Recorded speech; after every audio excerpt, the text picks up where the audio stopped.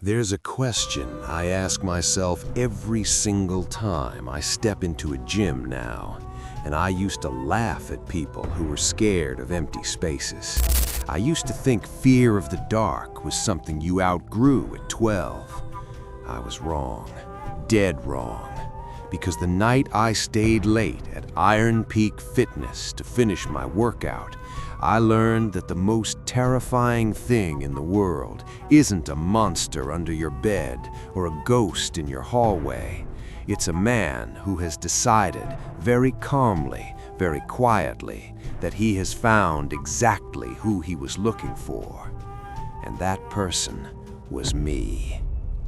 I still don't fully understand why I was chosen, but I know this: if I had left 5 minutes earlier, you would never be hearing this story, because I wouldn't be here to tell it.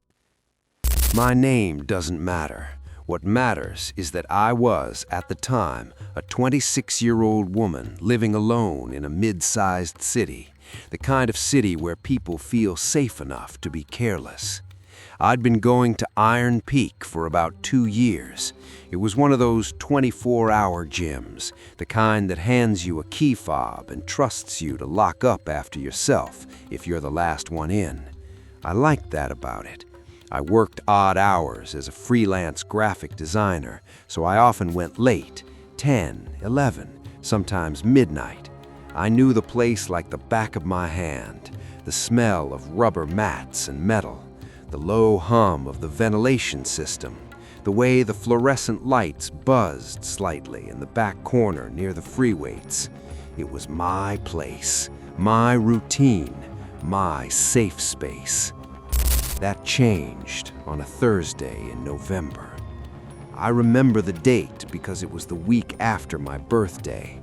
I'd been slacking on my workouts and was trying to get back into a rhythm.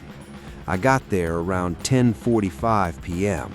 The parking lot had 2 cars in it when I arrived, a silver sedan near the entrance and a beat-up blue pickup in the far corner.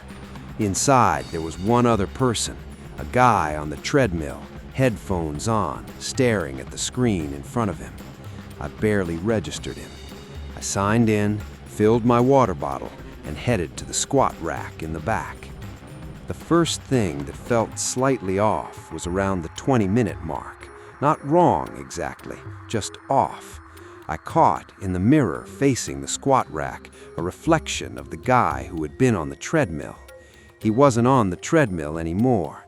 He was standing at the dumbbell rack, which faced my direction, and he was just standing there, not picking up a weight, not looking at his phone, just standing, arms at his sides, looking toward me. When I turned to look directly at him, he reached down, grabbed a dumbbell, and started curling. I told myself I had imagined it. People zone out at the gym all the time. I went back to my set, but I watched the mirror more carefully after that. About 10 minutes later, the front door buzzed and beeped, the sound it made when someone used their key fob to enter. I remember feeling relief.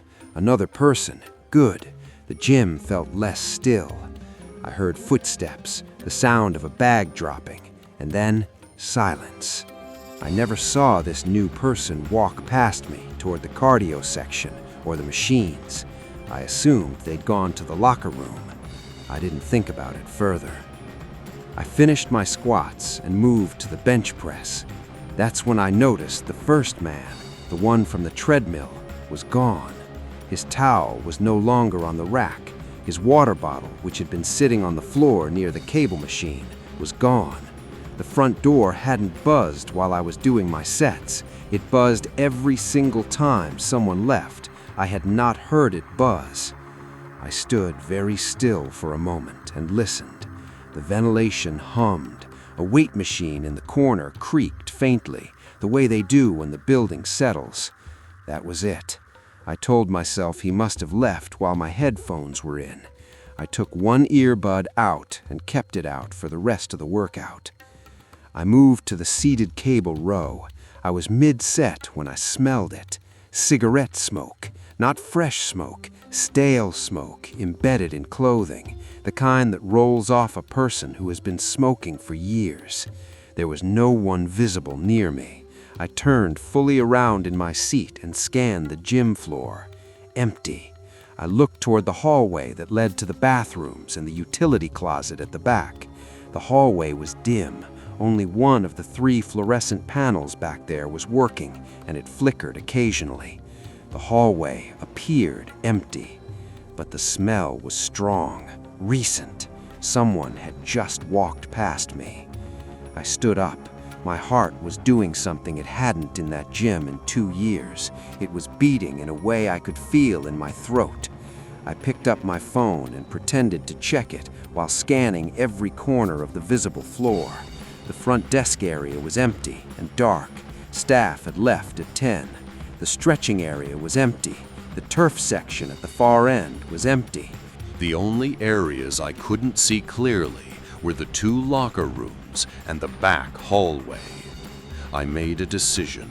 I was going to collect my things and leave. Not run, not panic, just calmly, efficiently get my bag from the bench near the entrance and go.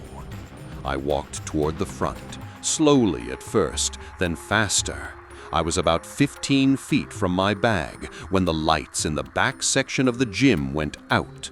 Not all the lights, just the back section, covering the free weights, the cable machines, the hallway, the section I had just been standing in. The switch panel for those lights was on the wall near the utility closet. I knew this because a staff member had shown me once during a brief outage how the breakers were labeled. Someone had physically switched off those lights. I grabbed my bag without breaking stride. I did not look back. My hands were shaking as I pushed through the front door, and the cold November air hit my face like a wall. I walked fast to my car, parked close, thank God, got in, locked the doors, and sat there with my hands gripping the steering wheel so hard my knuckles ached. I called the non-emergency police line. I told them what happened. I told them I thought someone was hiding inside the gym. They sent a patrol car. 2 officers went in. They were in there for almost 15 minutes. When one of them came back out to speak to me, his expression was controlled in the way that police expressions are controlled when they're trying not to alarm you, while also being very, very serious. He told me they had found the utility closet at the back unlocked and the door slightly ajar. Inside, on the floor, was a black duffel bag that did not belong to the gym. Inside the duffel bag were several items, including zip ties, a length of rope, a rag, and a small brown bottle, later confirmed to be chloroform. There was also a phone, a burner phone. On the phone were photos. The most recent ones were taken that night. They were taken inside the gym. They were photos of me. I don't know how long he had been watching me. I don't know if the man on the treadmill and the man in the utility closet were the same person, or if there were 2 of them. The police believe, based on the second key fob entry I heard, that there were 2.